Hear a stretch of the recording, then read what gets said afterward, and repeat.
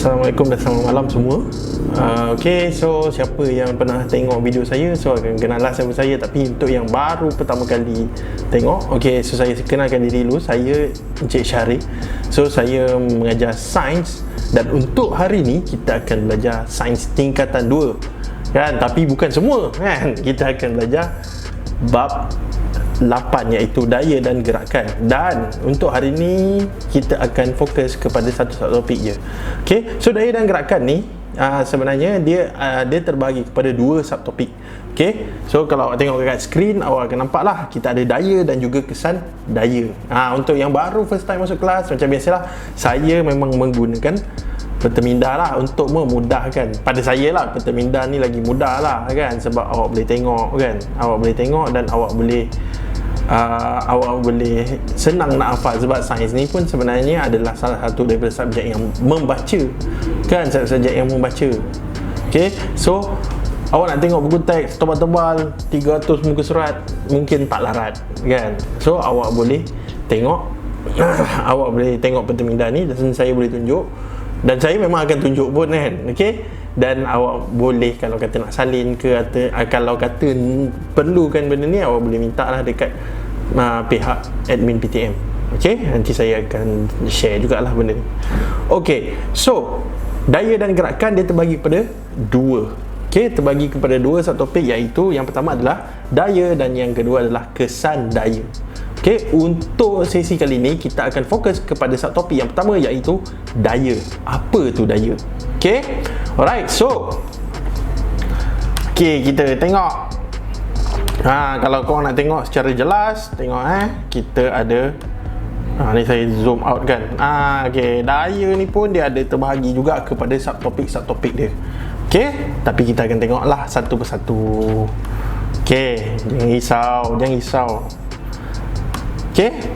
Alright, so kita tengok daya. Apa itu daya? Apa itu daya? Alright. So, daya tu adalah apa? Daya adalah tarikan atau tolakan yang dikenakan ke atas sesuatu objek. Nampak kat sini. Alright, kita pakai ni. Alright. So, tengok, daya adalah tarikan atau tolakan yang dikenakan ke atas sesuatu objek. Maknanya sesuatu objek tu kan, kalau kita kacau dia tu, maknanya kita bagi daya lah. Tapi kalau dia duduk bergerak, kalau dia duduk tak bergerak pun ada daya. Kita akan tengok apa daya-daya dia. So tarikan dan tolakan yang dikenakan ke atas sesuatu objek, itu kita panggil daya. Alright. So semua aktiviti harian kita sebenarnya semuanya menggunakan daya. Semua menggunakan daya. Awak nak buka pintu guna daya, awak nak buka tin pakai guna daya, awak nak berjalan pun awak pakai daya. Alright, tu semua ada daya-daya dia. Ada nama-nama daya dia. Sebab apa? Kita akan tengok. Alright, so kita nak tengok jenis-jenis daya. Alright, so kita ada banyak jenis daya.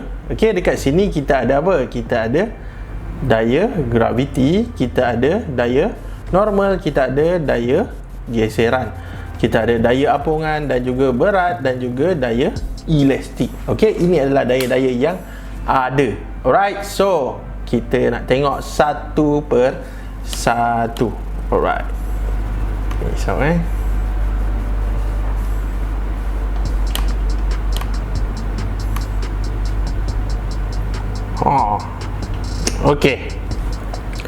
alright, so kita tengok yang pertama sekali. Kita boleh tengok, ikutlah korang nak tengok daripada mana.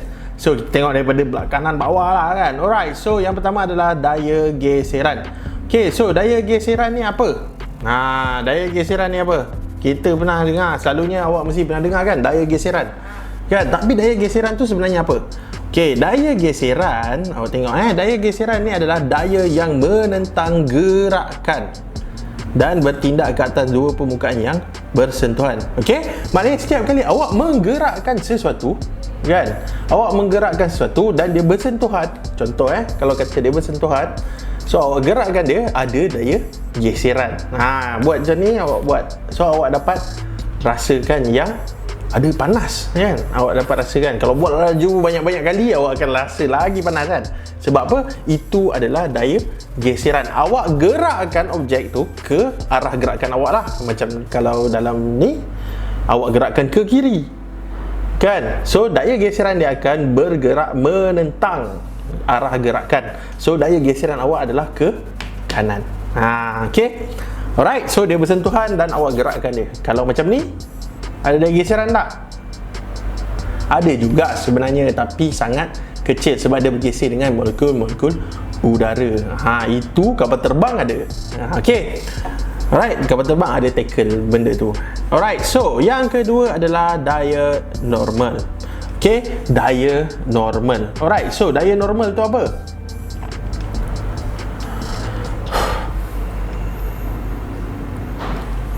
Okay, so yang kedua adalah daya normal. So daya normal ni apa? Daya yang dihasilkan apabila satu objek bersentuhan dengan satu permukaan. Okay, maknanya kalau kata saya ambil telefon, saya letak, so dia tak bergerak, ada daya ke tidak? Daya, masih lagi ada daya. Sebab apa? Berat. Nah, kalau macam ni telefon lah kan, berat telefon saya ni, dia akan menolak ke bawah. Okay, so daya yang menghalang dia daripada bergerak kita panggil daya normal. Tak boleh nak tunjuk agak sini, tapi awak bayangkanlah ni meja, ni tangan saya ni meja lah kan. Okay, awak biarkan macam ni. Alright, so kalau letak macam tu, okay, macam mana nak memastikan dia tak bergerak? Okay, sebab apa? Dia ada berat. Daya berat tu sentiasa ada sebab dia ada berat kan. Okay, so dia akan menolak ke bawah. Daya normal ni adalah yang menentang daya, menentang berat. Okay, memastikan supaya objek tu dia tak bergerak. Okay, alright. Daya graviti. Daya graviti tak boleh nak tunjuk lah kan, takkan nak tunjuk, tak payah nak tunjuk lah, awak pun dah tahu dah. Daya graviti ni adalah daya yang mengarah ke pusat bumi, daya yang dikeluarkan oleh pusat bumi. Okay, so daya graviti ni macam mana? Daya graviti ni lah yang menyebabkan kita tak terapung, terawang-awangan kan. So membolehkan kita berjalan, membolehkan kita buat semua benda dekat bumi ni. Kalau tidak, kalau daya graviti tak ada ataupun kurang, cerita dia jadi lain. Macam contoh kalau dekat bulan apa, daya tarikan graviti dia 1/6 je daripada pusat bumi, daripada bumi, daya tarikan graviti bumi. Bermaksud apa? Kalau kata berat awak 60 kilo dekat sini, dekat bulan awak punya berat dalam 10 kilo je. Penimbang sama kan, orang sama kan. Awak bukan awak makin kurus tau, tapi daya tarikan graviti dia makin berkurang. Okey, so kita nak tengok yang seterusnya. Kita ada apa? Daya apungan. Okey, daya apungan. Okey, daya apungan ni apa? Daya tujah yang bertindak ke atas satu objek yang terapung dalam air. So awak bayangkan kalau kata ada dekat sini kan ada gambar itik ni kan. Okey, so daya apungan tu apa? Daya apungan tu adalah daya yang membolehkan sesuatu objek tu terapung.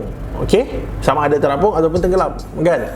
Okey, so dia membolehkan. Sebab apa? Berat. Macam saya cakap tadi, semua objek ada jisim kan. Okey, semua objek ada berat. So apa yang membolehkan dia terapung, apa yang tak boleh, apa yang boleh membuatkan dia tenggelam? Daya apungan. Okey, kalau satu objek tu daya apungan dia lebih daripada berat objek tu, dia akan terapung. Kalau kata dia punya daya apungan dia kurang berbanding berat objek tu, dia akan tenggelam. Okey, yang seterusnya kita tengok berat. Baru nak masuk berat. Okey, minta maaf lah kalau saya susun ni tergabung sikit, tapi saya nak awak faham lah konsep ni. Kita akan tengok lebih mendalam sekejap lagi. Alright, so berat. Berat ni apa? Berat ni adalah daya graviti yang bertindak ke atas sesuatu objek.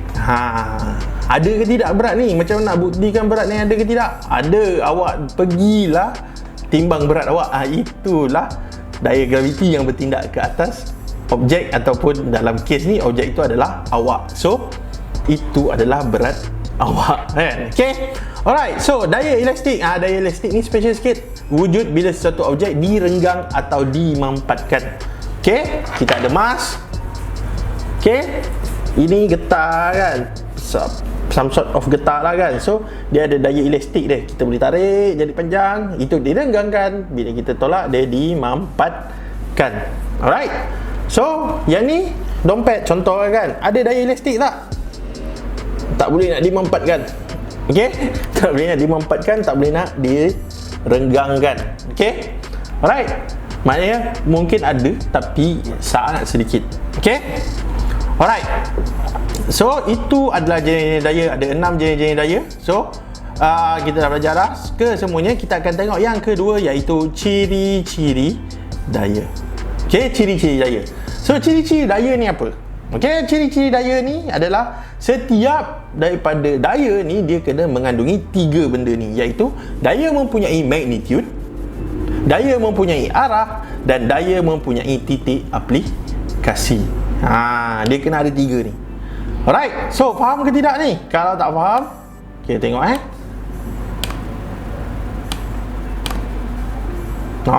baru boleh nak tekan. Okey, so ni adalah contoh-contoh aplikasi tuas lah. Dekat sini daya lah kan. So awak boleh tengok dekat sini apa daya, mana beban, mana titik fulcrum dia. Nanti kita akan tengok secara lagi mendalam lah pasal tuas ni. Okey, alright. Cuma saya nak bagi tahu semua daya, semua ciri-ciri daya. Okey, semua ciri-ciri daya dia kena ada titik spesifikasi dia. Okey, alright, ataupun titik bukan titik spesifikasi, titik aplikasi. Okey, alright. So semua ni ada titik aplikasi. Kat mana? Fulcrum lah kan. Okey, right. So kita kena tengok.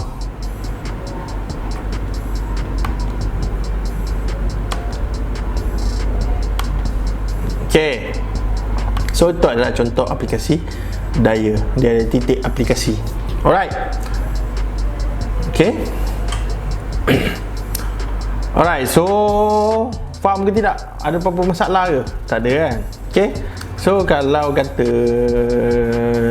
tu, so okay lah kan semua. Alright, so ni simple je. Ada magnitude, ada arah, ada titik aplikasi. Okay, so kita tengok seterusnya. Kita nak tengok macam mana nak mengukur daya. Kita dah tengok dah apa jenis-jenis daya. Kita tengok juga apa ciri-ciri daya, apa yang kena ada kan dekat daya tu. Dan kita akan tengok macam mana nak mengukur daya. Okay, alright. So saya minta maaf lah, kadang-kadang kalau tiba-tiba saya tanya faham ke tidak ke apa kan, sebab dah biasa mengajar dalam kelas. So sekarang ni mengajar online kan. So norma baru kan. Tapi tak apa, kalau kata awak ada apa-apa soalan, awak boleh tanya je dekat admin, ataupun awak boleh tanya dekat bawah ni kan. Kalau masuk YouTube ada ruang komen kan, so boleh komen je. Okay, alright. So awak boleh tanya je, kita akan cuba jawab secepat mungkin. Kita pun ada juga channel Telegram, kita ada juga WhatsApp, okay, kita ada juga website kan. So awak boleh tanya dekat medium-medium tu kan. Awak boleh tanya dekat medium-medium tu, dan admin akan bagi tahulah secepat mungkin. Kan, kalau video-video yang saya buat, dia akan tanya saya lah. Kalau video orang lain buat, takkan nak tanya saya juga kan. Okay, alright. Tapi kita tengok alright. So okay, untuk mengukur daya, apa yang kita gunakan? Kita gunakan neraca spring. Ini kemungkinan besar awak pernah tengok lah kat sekolah, ada kan neraca spring. Okay, dia ada bentuk macam ni. Bentuk dia sebiji macam ni kan, bentuk dia macam ni kan. Dalam tu dia ada spring. Itu digunakan untuk mengukur daya. Kenapa kita tak ukur pakai penimbang berat je? Tak boleh. Sebab apa? Sebab neraca spring ni kita boleh kira untuk daya geseran sekali kan. Penimbang berat macam mana kita nak kira daya geseran kan? Okay, alright. So tengok neraca spring, unit SI dia adalah Newton. Okay, so unit SI dia adalah Newton. Alright, unit SI Newton. Dan tak ada kan Newton, tak tahulah penimbang awak, tapi penimbang kebanyakan daripada penimbang-penimbang yang normal, dia tulis dalam kg je, tak tulis pun dalam Newton. Okay, jangan risau. Sebab apa? 1 kilogram bersamaan dengan 10 Newton. So kalau soalan tu keluar dalam Newton kan, tak pun kalau soalan tu keluar dalam kg, lepas tu dia nak suruh awak ukur daya, awak dah macam mana ni kan. Awak kena convertkan, awak kena tukarkan daripada kg ke Newton. Okay, alright. So tengok, nak mengukur daya geseran, penimbang berat tak boleh. Ukur daya geseran, tengok macam mana.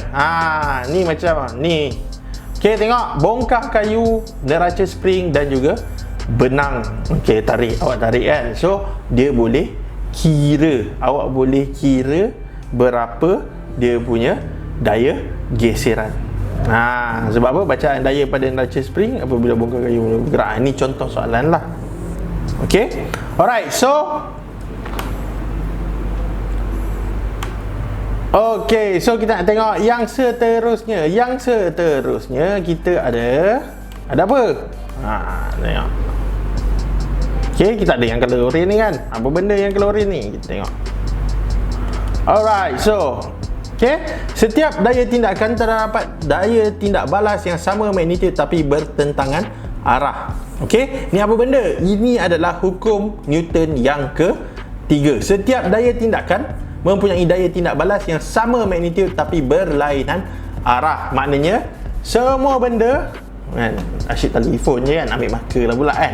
Okey, so daya tindakan, okey, kalau kata daya tindakan, kata saya baling kan. Okey, alright, dia ada daya tindak balas yang sama magnitude tapi berlainan arah. Okey, tak faham? Faham? Tak faham? Okey, tak apa, kita akan tengok. Ni kita tengok Alright, so macam contoh jasad yang terapung dalam air. Okey, so jasad yang terapung dalam air dekat sini, tengok awak tengok ni.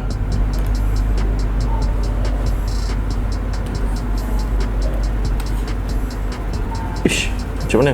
Okey, so tengok ni. Okey, so kita ada bekas air. Okey, kita ada bekas air. Okey, dan kita masukkan objek dalam tu. Okey, so dia ada berat. Berat dia akan dia akan tarik ke bawah kan, tarik ke pusat graviti bumi kan. Okey, alright, so itu adalah daya tindakan. Habis daya tindak balas dia dekat mana? Daya tindak balas adalah daya apungan yang cuba untuk mengapungkan objek tersebut. Berat tolak ke bawah, daya apungan dia tolak ke atas. Nampak magnitude dia sama kan dalam line ni juga, tapi dia punya arah dia bertentangan. Okey, so ini adalah hukum Newton yang ketiga. Okey, ni contoh yang kedua. Dua troli bersentuhan dilepaskan menggunakan mekanisme spring. Ini saya rasa awak pernah buat lah kat sekolah. Okey, tapi senang cerita, ada satu kereta ada spring dekat belakang kan, ada satu kereta tak ada. So awak dekatkan dua-dua, so spring tu termampat dan awak lepaskan, kedua-duanya akan bergerak berlainan arah kan. Bila awak tolak tu adalah daya tindakan, bila awak tekan lagi satu ada daya tindak balas. Nak tengok belah kanan, belah kiri kan. Belah kanan ni kata kita letak daya tindakan, belah kiri kita letak daya tindak balas. So bila termampat, spring termampat, pop, dia terkeluar kan. So daya tindak balas dengan daya tindakan dia akan bergerak ke arah yang berlainan. Kedua-dua kereta tu akan tertolak. So dia bergerak ke arah yang berlainan. Alright, sama juga macam jasad yang kekal di atas meja. Okey, tengok berat cawan dengan daya tindak balas meja terhadap cawan. Ini yang saya cakap tadi, untuk mengekalkan suatu objek dekat satu kawasan. Okey, so sebenarnya awak dah belajar dah pasal jasad yang kekal di atas meja tu kan, macam mana macam satu objek tindak balas atas dengan bawah. Okey, alright, so daripada situ kita dapat tengok ini adalah apa yang kita belajar pasal daya. Ini apa yang kita belajar pasal daya kan. Mudah kan, tak ada susah sangat kan. So kita recap balik. Okey, so yang daya tu adalah tarikan atau tolakan yang dikenakan ke atas suatu objek. Okey, tarikan atau tolakan yang dikenakan ke atas sesuatu objek. Okey, so tu adalah daya. Okey, alright, so daya geseran, daya normal, daya graviti, daya apungan, berat dan daya elastik ni adalah jenis-jenis daya. Okey, ciri-ciri daya kita tahu kena ada tiga: mempunyai magnitude, mempunyai arah dan juga mempunyai titik aplikasi. Okey, alright, macam mana nak mengira daya pun kita dah belajar. Nak kira daya, nak ukur daya, kita gunakan neraca spring dan unit SI bagi daya adalah Newton. Newton macam mana? 1 kilogram sama dengan 10 Newton. Okey, alright, dan yang seterusnya dan yang terakhir sekali kita belajar yang hukum Newton yang ketiga, iaitu setiap daya tindakan mempunyai daya tindak balas yang sama magnitude tapi berlainan arah. Semua benda kena mengikut hukum Newton yang ketiga. Okay? Alright. So, habislah kita belajar pasal daya. Tunggu part yang kedua, kita akan belajar pasal kesan daya. Okay? So, saya harap awak faham. Okay? Dan kalau ada apa-apa masalah, awak boleh tanya dekat bawah komen, ataupun awak boleh tanya dekat admin. Macam saya cakap tadi, awak boleh email ke, telegram ke, whatsapp ke kan. So kita akan cuba balas secepat mungkin. Alright, so saya minta maaf kalau ada silap dan salah. Okay, so saya harap awak faham apa yang kita belajar untuk hari ini, iaitu daya dalam topik daya dan gerakan, topik yang ke-8. Okay, alright, so terima kasih semua. Kita akan terima kasih kerana menonton lah. Terima kasih kerana menonton sampai habis. Okey, dan terima kasih kerana sudi meluangkan masa lah bersama saya. Saya harap awak dapat lihat yang topik ni dia sangat menyeronokkan. Okey, dan yang terutama sekali sejarah sains dia tak susah mana, tapi kita kena belajar. Alright, so terima kasih semua. Kita jumpa di lain waktu. Alright, so terima kasih.